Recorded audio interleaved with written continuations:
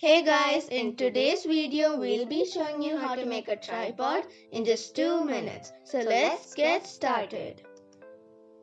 The materials we'll be needing are a paper cup, a mobile phone, a pen or marker, and a cutter. First we'll need the paper cup. Just turn it over and then mark the width of your mobile phone using any marker or even just a pen.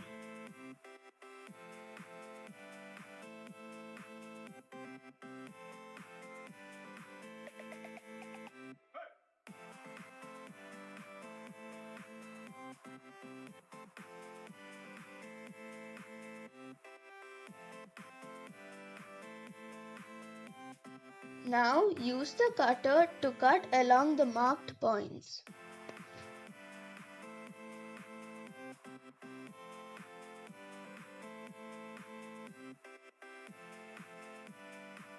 Wait, this is taking a long time.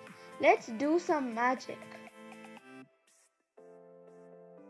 You can also make a hole in the middle so that when you take videos vertically, the microphones won't get blocked, giving you better audio. Let's check if the width is correct.